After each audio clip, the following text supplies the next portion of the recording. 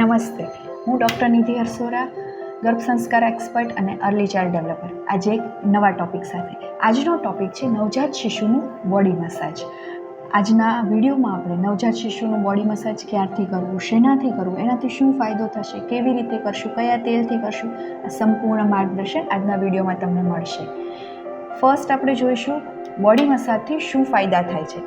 હવે બોડી મસાજથી પહેલો ફાયદો છે બાળકમાં લોહીનું પરિભ્રમણ એટલે કે બ્લડ સર્ક્યુલેશન ખૂબ સારી રીતે થાય છે. માંસપેશીઓ, હાડકાં બધાનું ડેવલપમેન્ટ બહુ સારું થાય છે. મસાજ આ બધામાં સહાય થાય છે.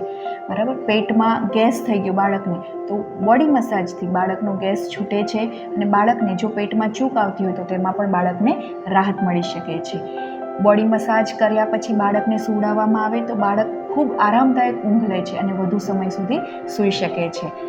બોડી મસાજ શેનાથી કરીશું? તો ઉનાળાનો સમય છે, ગરમીનું વાતાવરણ છે તો સાદું નેચરલ કોકોનટ ઓઇલ વાપરી શકીએ છીએ. શિયાળાનો સમય છે, ઠંડુ વાતાવરણ છે તો આપણે તલનું તેલ વાપરી શકીએ છીએ. બરાબર. બદામનું તેલ પણ શિયાળામાં આપણે ઉપયોગ કરી શકીએ છીએ મસાજ કરવા માટે. હવે મસાજ ક્યારે કરીશું? મસાજ સવારમાં બાળકને નવડાવતા પહેલાં અથવા તો સાંજે બાળક સૂવે એ પહેલાં કરીશું. મસાજ 10થી 15 મિનિટ કરીશું, જે ઇનફ છે.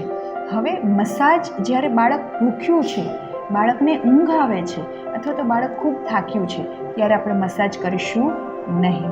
બાળકને આરામદાયક ઊંઘ આપવા માટે આપણે જરૂર મસાજ કરીએ છીએ, પણ બાળક ભૂખ્યું છે, ઊંઘમાં છે, થાકેલું છે તો બાળક મસાજ કરવા દેશે નહીં. એટલે આ વસ્તુની ખૂબ કાળજી લેવી. હવે આપણે જોઈશું બાળકને મસાજ કરવાની પદ્ધતિ. કઈ ડાયરેક્શનમાં, જોઈન્ટમાં, પગમાં, હાથમાં કઈ રીતે મસાજ કરવું એ આપણે પદ્ધતિસર જોઈએ. પહેલાં નાભીમાં અને હવે માથામાં, તાળવામાં તેલ ભરીશું. હળવા હાથે બંને હાથના આંગળા તેલવાળા કરી નેકથી છાતી તરફ નીચેના ભાગે ઉતારીશું. હવે શોલ્ડરથી રિસ્ટ તરફ નીચેના ભાગે, નીચેની ડાયરેક્શનમાં, અંડર આર્મ્સમાં ઉપર અને નીચે બંને ડાયરેક્શનમાં, શોલ્ડર ટુ રિસ્ટ. ડાયરેક્શન હંમેશા યાદ રાખવી.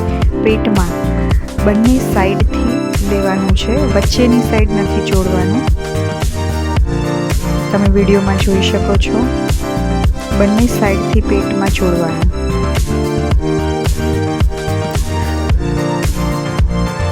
હથેળીના પોઈન્ટ્સ દબાવવાના છે અંગૂઠાથી. પછી કાંડામાં નીચેની તરફ અંગૂઠાથી માલિશ કરવાનો છે.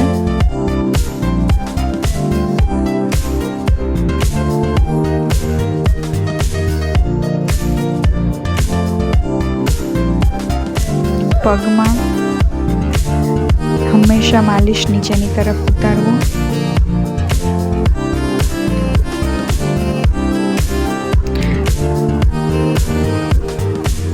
એડીને આપણી આંગળીમાં પકડીને પહેલી આંગળીથી નીચેની તરફ એડીને ઘસવી. અંગૂઠાથી ઉપરની તરફ ઉપરનો ભાગ અને તળિયામાં અંગૂઠાથી નીચેની તરફ માલિશ કરવો.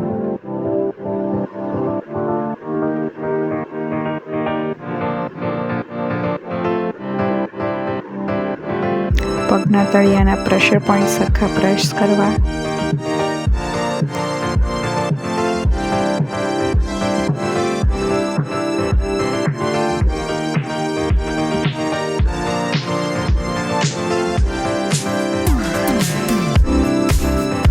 બાળકને એકદમ હળવા હાથે માલિશ કરવું.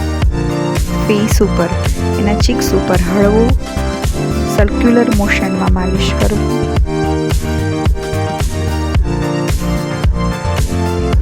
હવે બાળકને ઊંધું સુવડાવશું.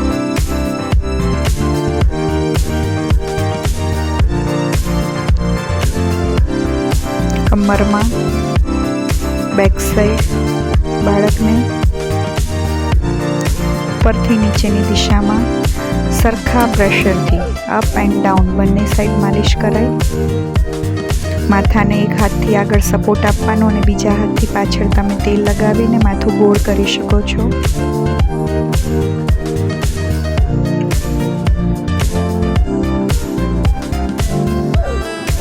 વિડીયોમાં જોઈ શકો છો, શોલ્ડરથી રિસ્ટ સુધી નીચેની ડાયરેક્શનમાં, શોલ્ડર ટુ રિસ્ટ.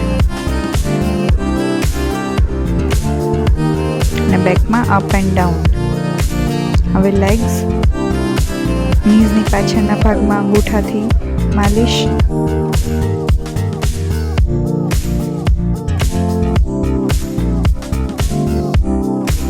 પગની એડી પકડીને અંગૂઠાથી સરખો હળવો માલિશ.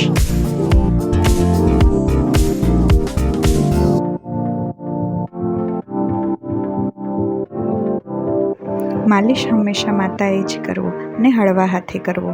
આ હતી બાળકને માલિશ કરવાની સાચી રીત.